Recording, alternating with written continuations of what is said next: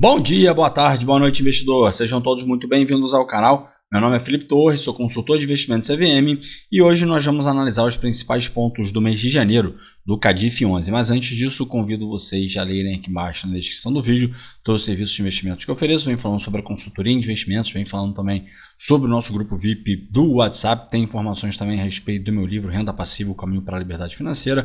Se você tiver interesse, basta ler aqui embaixo na descrição do vídeo, tem maiores detalhes. Se ficar alguma dúvida, pode me chamar no WhatsApp, pode me chamar pelo direct message no Instagram, que eu terei o maior prazer em responder. Feitos avisos, vamos lá para os principais pontos do mês de janeiro do CADIF 11. Hoje, quando eu estou gravando, ele terminou o pregão sendo negociado em R$ 118,89. No dia, o último, né, a última atualização aqui do valor patrimonial estava em R$ 123,18. Isso representa um deságio, né, de 3,48% em relação ao valor ali do fechamento do pregão de hoje. Nesse valor, né, comprando nesse preço de hoje, o investidor teria ali uma TIR, né, líquida, já descontando aqui as taxas do fundo, de IPCA mais 8,52%, o que representa um spread líquido de 0,84% sobre a NTNB de equivalência, né? Lembrando que o CADIF é um dos principais fundos que nós temos nessa classe, né, de fundos de infraestrutura high grade. Então, você ter, né, uma taxa dessa aqui de 8,52%, IPCA mais 8,52%, de acordo, né, com a carteira que o fundo tem, com o risco que os emissores que estão na carteira do fundo têm e também os setores, né, que estão incluídos, é um retorno ali bastante interessante. Mais à frente no vídeo nós vamos ver como é que está hoje em dia a carteira do fundo, a distribuição por setor, os ratings, né, da carteira do fundo.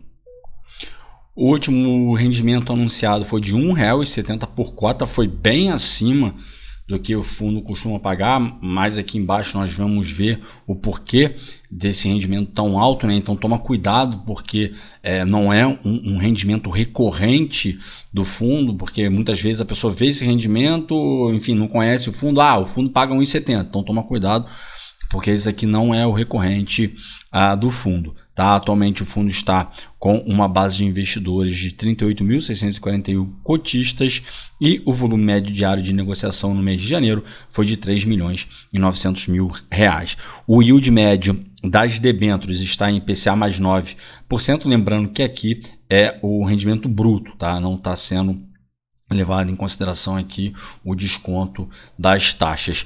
A duration do fundo 5,7 anos, o CADIF é um dos fundos que tem uma das maiores duration, né? Assim como o BODB no IFE. Então, nesse momento de maior estresse pelo qual nós estamos passando já há algum tempo de abertura na curva de juros, esses fundos com duration maior, eles sofrem mais, mas por outro lado, quando houver uma mudança nesse cenário, com a graça de Deus isso daí vai acontecer um dia, e aí as curvas de juros começarem a fechar, esses fundos com duration maior, eles eles vão se beneficiar desse fechamento na curva de juros numa proporção maior do que os fundos que têm duration menor. Atualmente, o fundo está 97% alocado em debêntures de infraestrutura. No mês, o fundo teve um rendimento de 0,99%, o IMAB, que é o benchmark do fundo, teve um retorno de 1,07%, o spread no mês de janeiro fechou 1,34% acima do IMAB, tendo por base a cota patrimonial. Tá? A carteira do fundo contém atualmente 62 emissões, sendo que 32% do portfólio do fundo, né, está alocado em créditos AAA. A cota patrimonial do fundo desde o início rendeu IMAB mais 14,4%, que é um retorno bastante expressivo. Desde o início do fundo, tendo por base a cota patrimonial, e aqui, tanto na cota patrimonial e na cota de mercado, a gente está levando em consideração a rentabilidade total, tá? Que são os rendimentos que foram distribuídos nesse período. Então, desde o início, o fundo, tendo por base a cota patrimonial, entregou um retorno de 115,8%, a cota de mercado 105,6%, nesse mesmo período o IMAB 88,7% e o CDI 82,3%. Lembrando que tanto o IMAB quanto o CDI aqui estão com valores brutos, tá? Então a gente precisaria tirar aqui o 15%, né, do imposto de renda, para aí sim a gente ter um retorno líquido, uma vez que o retorno que o fundo entrega é um retorno isento de imposto de renda. Aqui a gestão vem explicando o porquê desse valor de R$ 1,70 que foi distribuído no mês.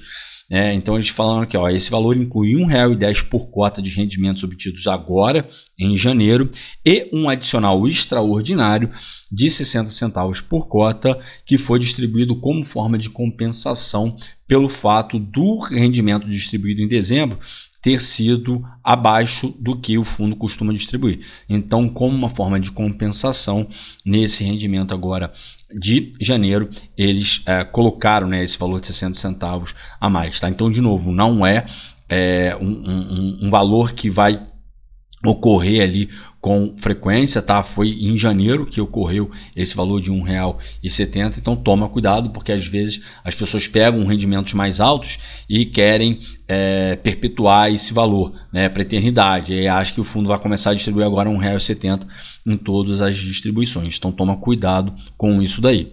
Aqui a gestão vem falando, né, sobre, enfim, a abertura forte na curva de juros que a gente vem acompanhando aí nos últimos meses e vem falando que isso daqui, né, interfere ali no valor patrimonial do fundo e também nas reservas acumuladas pelo fundo. Inclusive, no último relatório, o fundo trouxe aqui no seu relatório de dezembro um gráfico bastante interessante, mostrando no momento em que havia, né, uma abertura na curva de juros, a reserva do fundo diminuía. Por outro lado, quando eu tinha um fechamento na curva de juros, a reserva acumulada do fundo aumentava. Então, isso daí é um ponto interessante, né, para que a gente tenha ciência disso, porque muitas vezes o investidor vê assim, mas o fundo estava com uma reserva acumulada de tanto, como é que essa reserva acabou se não foi utilizado nem nada? Então, justamente por conta dessa questão de marcação a mercado, que aqui vai influenciar na reserva do fundo, né? Então, esse movimento nas curvas de juros, né, abertura, fechamento na curva de juros, influencia também aqui no aumento ou redução da reserva do fundo. Tá? Eles vêm trazendo aqui que o saldo da renda acumulada permanece como uma opção para distribuição extraordinária, principalmente durante os meses de baixo IPCA. Claro, e isso daqui no momento em que eu tenho a minha curva de juros já estabilizada, né, que eu não tenha essa oscilação forte que a gente acompanhou nos últimos meses de 2024.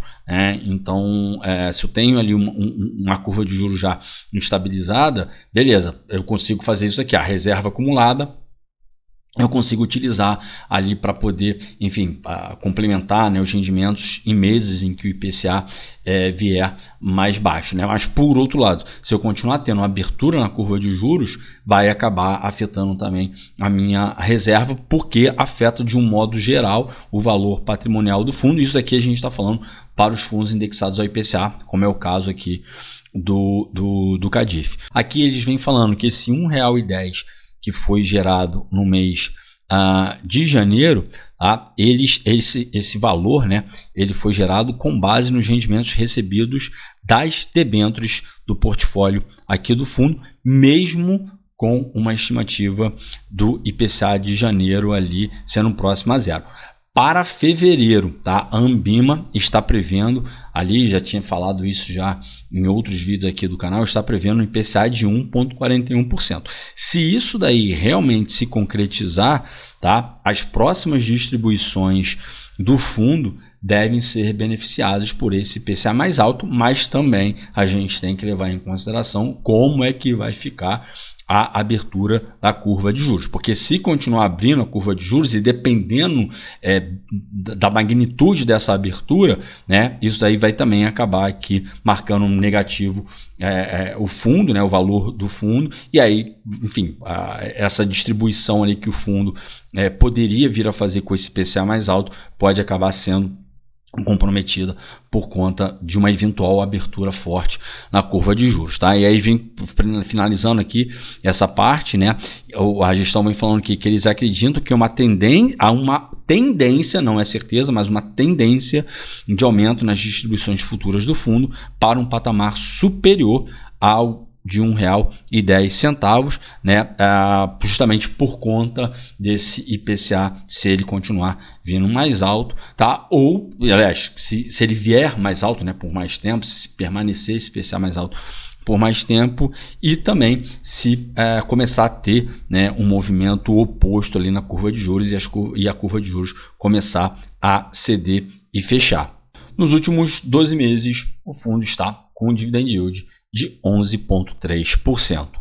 Aqui a gestão vem falando que em dezembro, né, houve, além da elevação na taxa de juros, houve também uma abertura nos spreads de crédito das debêntures emitidas na sua origem, né, pelo CDI. Aqui eu não estou falando de fundos que utilizam de derivativo, dá para poder estar fazendo ali o hedge, né, trocando IPCA pelo CDI. Aqui nós estamos falando de debêntures que foram emitidas na sua origem em CDI. Porque o que ocorre?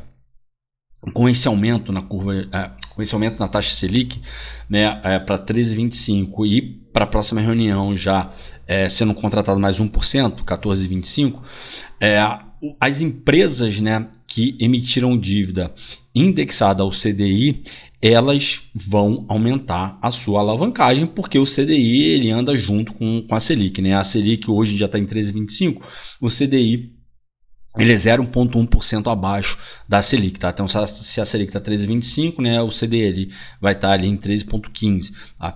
Então, praticamente o mesmo valor, né?